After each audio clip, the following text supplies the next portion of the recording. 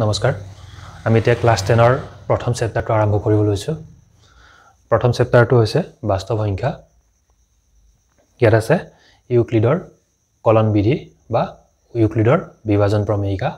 ইউক্লিডৰ বিভাজন প্ৰমেয়িকাটো মূলত আমি সৰুৰ পৰা শিকি অহা হৰণৰ যেটো নিয়ম হেতুৰ লগত বহুখিনি মিলে আৰু হেতুৰ আধাৰতে প্ৰতিষ্ঠিত হয় তো আমি হৰণ অংক কৰোতে আমি পাইছিলো ভাজ্য ভাজক আৰু ভাগফল যেটো সংখ্যা হৰণ কৰিম আৰু যি সংখ্যাটোৰে হৰণ কৰিম সেই সংখ্যাটোতকে ভাগহেকটো সদায় সৰু ওলাব লাগে এটো আছিল ৰুল আৰু ভাগহেক শূন্য হ'ব পাৰে ভাগহেক কেতিয়াও ঋণাত্মক হ'ব নোৱাৰে কথা আছিল এইখিনি এটা উদাহৰণ লৈ লৈছো আমি সে 12 ক ডিভাইড কৰিম 5 এৰে 5105 মাইনাস কৰিলে 7 এনেকুৱাকে আমি হৰণ অংক নাই কৰা কাৰণ ইয়াত ভাগহেক ওলাইছে 7 আৰু 5 এৰে একবাৰ দিছো 5 দুগুণা 10 হয় 10 টো 12 কে ঠিক সৰু হয় সো আমি দুগুণ দিব লাগিছিল এইটো নহয় আমি 5 এৰে যদি 12 ক হৰণ কৰো তেল দুবাৰ দিম 10 হ'ব ভাগহেক 2 আহিব এইটো আমাৰ কাৰেক্ট হয় কাৰণ ভাগহেক কিমান ওলাইছে 5 তকে সৰু ওলাইছে যদি আমি 12 ক 2 ৰে ডিভাইড কৰিব লাগে তেতিয়া হলে আমি 6 টাইমস দিম দিকেনে ইয়াত 12 লিখিম তেতিয়া ভাগহেক কিমান ওলাব 0 ওলাব যদি আমি 12 ক 2 ৰে ডিভাইড কৰিব লাগে আমি কেতিয়াও 7 টাইমস নিদিও 7 টাইমস দি 14 লিখি কেনে ইয়াত -2 কেতিয়াও নিলিখো কিহৰ কাৰণ নিলিখো কাৰণ ভাগহেক শূন্যতকৈ সৰু হ'ব নোৱাৰে ভাগহেক শূন্যৰ সমান হ'ব পাৰে নতুবা ভাগহেকটো কি হ'ব লাগিব শূন্যতকে ডাঙৰ হ'ব লাগিব আৰু এই ভাগহেকটো কেতিয়াও যেটো সংখ্যাৰে আমি হৰণ কৰিম তাতকে ডাঙৰ হ'ব নোৱাৰে এতিয়া আমি আমাৰ মূল কথাটোলৈকে আহো যদিহে আমি এক বি ৰে হৰণ কৰো যত a আৰু b দুটা যোগাত্মক অখণ্ড সংখ্যা তেতিয়া হলে আমি ভাগফল এটা পাম এইটো আমি ধৰিলো q আৰু ভাগহেক এটা পাম এইটো আমি ধৰিলো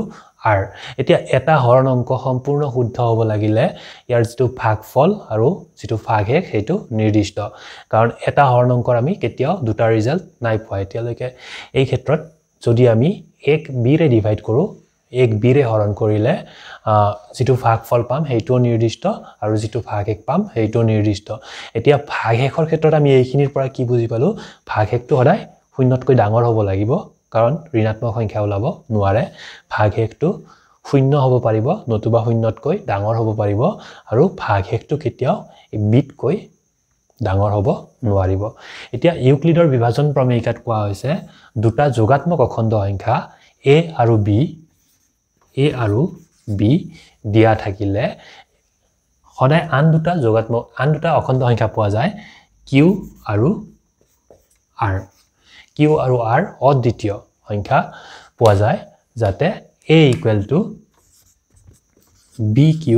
+ r এইটোৰ পৰা যদি আমি কৰিব যাও ইয়াত আমি পাম 12 = 5 * 2 + 2 এইটোৱে ইউক্লিডৰ বিভাজন প্ৰমেয়িকাৰ আৰ্হি হয় আমি কি পাম a = bq + r a = b * q + r এতিয়া r ৰ কন্ডিশন থাকিব r ৰ মানটো কি হ'ব নোৱাৰে আমি এইখিনিৰ পৰা শিকিলো r ৰ মানটো শূন্যতকে সৰু হ'ব নোৱাৰে so r is greater than 0 এটোত আমি পাইছো r ৰ মান শূন্য হ'ব পাৰে যদি এক্সাক্টলি ডিভিজিবল হয় so greater or equal to 0 আৰু ইয়াত b ৰে ডিভাইড কৰা হৈছিল সো b তকে ডাঙৰ হ'ব নোৱাৰিব সো less than b এইটোৱে হৈছে আমাৰ ইউক্লিডৰ বিভাজন প্ৰমেয়িকা নেক্সট আমি এক্সাৰসাইজৰ ফালে যাব পাৰো অনুশীলনী 1.1 ৰ 1 ৰ এটা কৰিম 1 ৰ কোৱেশ্চন নম্বৰ 1 কৰি আছো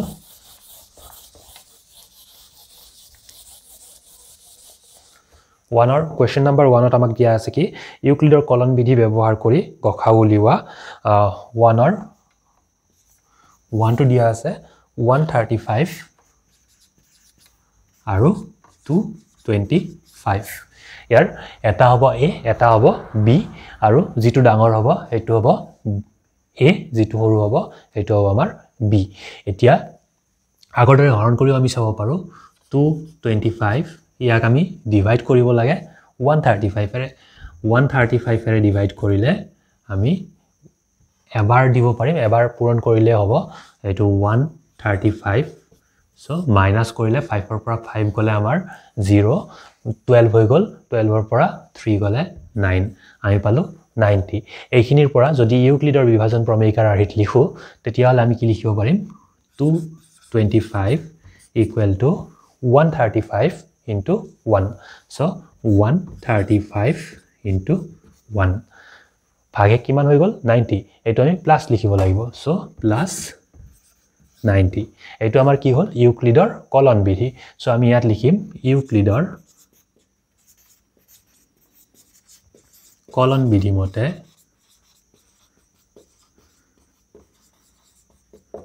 এটো হ'ব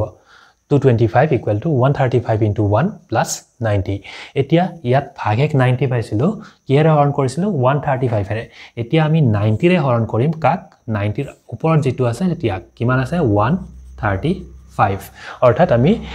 135 আৰু 90 এইটোৰ মাজত আমি কি কৰিম ইউক্লিডৰ বিভাজন প্ৰমেয়িকা ব্যৱহাৰ কৰিম এটো ইয়াত সিধাকে এনেকে ওলাব পাৰি 90 90 ৰ ওপৰত আছিল 135 সো 135 ক আমি এতিয়া 90 ৰে ডিভাইড কৰিম 90 ৰে ডিভাইড কৰিলে আকৌ 1 টাইমছ যাব 90 হ'ব 135 minus 90 সো মাইনাস কৰিলে আমি পাম 45 এতিয়া এইখিনিৰ পৰা আমি কি লিখিব পাৰো 135 equal to 90 into 1 so 90 into 1 plus remainder কিমান আছে ইয়াত আৰৰ জাগাত 45 আছে so plus 45 এতিয়া 45 এৰে আমি কাক ডিভাইড কৰিম 90 ডিভাইড কৰিম অৰ্থাৎ এই 90 আৰু 45 ৰ মাজত আমি ইউক্লিডৰ বিভাজন প্ৰমেয়িকা ব্যৱহাৰ কৰিম সো 45 এৰে যদি আমি 90 ডিভাইড কৰি দিও 2 টাইমছ যাব 90 আহিব ইয়াত ভাগে কিমান হৈ আছে আমাৰ শূন্য ভাগে শূন্য হৈ থকাৰ লগে লগে আমি জানো শূন্যৰে কাকো হৰণ কৰিব নোৱাৰো সো এই শূন্যটোৰে আমি 45 ক হৰণ কৰিব নোৱাৰো এই চেইনটো ইয়াত আমাৰ ব্ৰেক হৈ যাব সো শূন্যৰ ওপৰত কিমান আছে 45 এই 45 টো আমাৰ হ'ব গৰিষ্ঠ সাধাৰণ উৎপাদক সো ইয়াৰ পৰা আমি লিখিব পাৰিম কি 90 equal to 45 into 2 so 45 into 2 plus ইয়াত ভাগে আৰৰ জাগাত কি ওলাইছে 0 সো প্লাস 0 যেতিয়া আৰৰ জাগাত 0 ওলাই অৰ্থাৎ ভাগে 0 ওলাই তেতিয়া এই চেইনটো ব্ৰেক হৈ যায় তেতিয়া বিৰ জাগাত যেটো সংখ্যা আইব হেতু আমাৰ হ'ব গৰিষ্ঠ সাধাৰণ উৎপাদক বা ইয়াত চাব পাৰো 0 ওপৰত 45 আছে ইয়াত 45 তে হ'ব আমাৰ গৰিষ্ঠ সাধাৰণ উৎপাদক আমি লিখিম এতেকে গখাও গৰিষ্ঠ সাধাৰণ উৎপাদক কাৰ 135 আৰু 225 আৰু 135 225 এইটা গৰিষ্ঠ সাধাৰণ উৎপাদক আমি পাম r equal to 0 হতে বিৰ ঠাইত যেটো সংখ্যা আছে এটো ইয়াত কিমান আছে 45 আছে সো 45 এইটো আমাৰ आंसर এনেকুৱাকে 1 ৰ গতি কেইটা অংক কৰিব পাৰি নেক্সট আমি কোৱেশ্চন নম্বৰ 2 কৰিম কোৱেশ্চন নম্বৰ 2 ত আমাক কোৱা আছে দেখুৱা যে যি কোনো যোগাত্মক অযুগ্ম অখণ্ড সংখ্যাই 6q + 1 6q + 3 6q + 5 আৰ যত q কোনোবা অখণ্ড সংখ্যা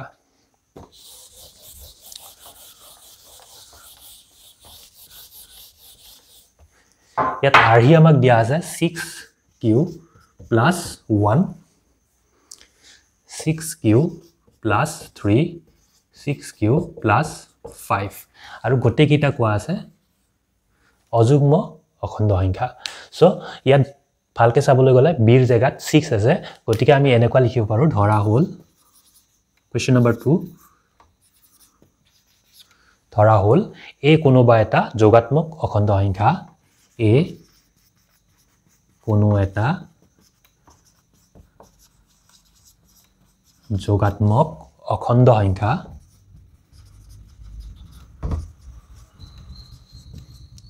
আৰু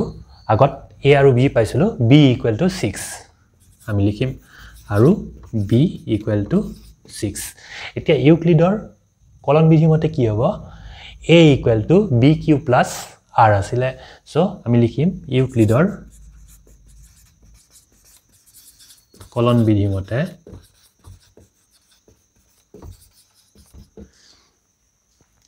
a equal to bq আছিল এতিয়া b equal to 6 লিখিলে হৈ যাব a equal to 6q plus r এতিয়া r ৰ কন্ডিশন আছিল কি r is greater or equal to 0 আৰু আছিল less than b ইয়াত b ৰ জায়গাত কিমান আহিছে 6 so less than হৈ যাব 6 এটো যদি আমি অলপমান ডাঙৰ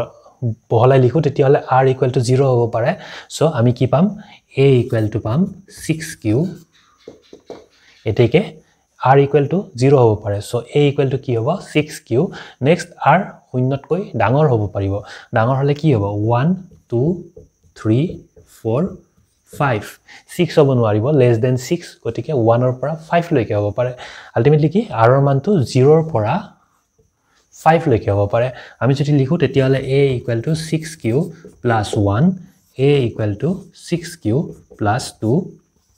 a equal to 6q plus 3 a equal to 6q plus 4 a equal to 6q plus 5 এইকেইটা মান আমি পাম যদি বহলাই লিখো এতিয়া 6q এটা যুগ্ম সংখ্যা কাৰণ আমি জানো কি যিবোৰ সংখ্যাক 2 ৰে হৰণ যায় এবিলাক যুগ্ম সংখ্যা এতিয়া ইয়াত থকা 6 টো 2 ৰে হৰণ যায় গতিকে 6q কো 2 ৰে হৰণ যাব গতিকে 6q এটা যুগ্ম সংখ্যা আৰু আমি আগৰ ক্লাস বিলাকত পাই আইছো এটা যুগ্ম সংখ্যাৰ লগত এটা অযুগ্ম সংখ্যা যদি যোগ হয় অযুগ্ম সংখ্যা যোগ হলে যেটো ৰিজাল্ট পাম হেতু অযুগ্ম হয় আৰু এটা যুগ্ম সংখ্যাৰ লগত বেলেগ এটা যুগ্ম সংখ্যা যোগ হলে যেটো ৰিজাল্ট হ'ব হেতু যুগ্ম সংখ্যা হ'ব এতিয়া 6q ইয়াত একো যোগ হোৱা নাই সো 6 যেহেতুকে 2 ৰে হৰণ যায় গতিকে 6q কো 2 ৰে হৰণ যাব গতিকে এইটো হৈ আছে আমাৰ যুগ্ম সংখ্যা 6q ৰ লগত 1 প্লাস হৈছে 1 অযুগ্ম সো যুগ্ম যোগ অযুগ্ম হলে অযুগ্ম হয় গতিকে এইটো হৈ যাব আমাৰ অযুগ্ম সংখ্যা একে ধৰণে এইটো কি হৈ যাব এইটো হ'ব যুগ্ম এইটো হ'ব অযুগ্ম এইটো হ'ব যুগ্ম এইটো হ'ব অযুগ্ম তেতিয়ালে আমি অযুগ্ম সংখ্যা কোন কেইটা পালো এইটো পালো a equal to 6q plus 1 a equal to 6q plus 3 next পাইছো a equal to 6q plus 5 অৰ্থাৎ এই তিনিটা আমি কি পালো অযুগ্ম সংখ্যা পালো বাকি তিনিটা আমি পাইছো যুগ্ম সংখ্যা গতিকে ইয়াৰ তলত আমি সিধাকে লিখিব পাৰিম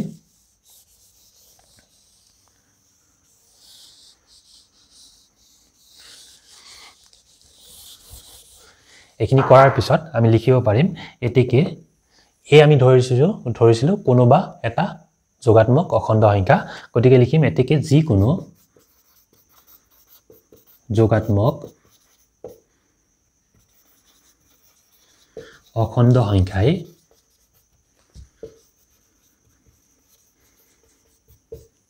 কি আৰি হ'ব 6q plus 1 6q plus 3 নাইবা 6q plus 5 হ'ব যিকোনো যোগাত্মক অযুগ্ম অখণ্ড সংখ্যাই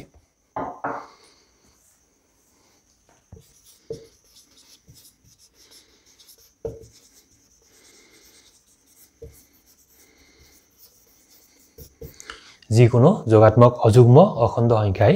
6q plus 1 6q plus 3 নাইবা 6q plus 5 আৰিৰ হ'ব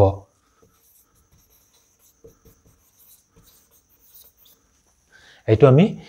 ইউক্লিডৰ বিভাজন প্ৰমেয়িকাত b equal to 6 ধৰিলে এইখিনি আমি পাম গতিকে আমাৰ প্ৰমাণিত হৈ গল যিকোনো যোগাত্মক অযুগ্ম অখণ্ড সংখ্যাই কি আৰিৰ হ'ব পাৰে 6q plus 1 6q plus 3 নাইবা 6q plus 5 আৰিৰ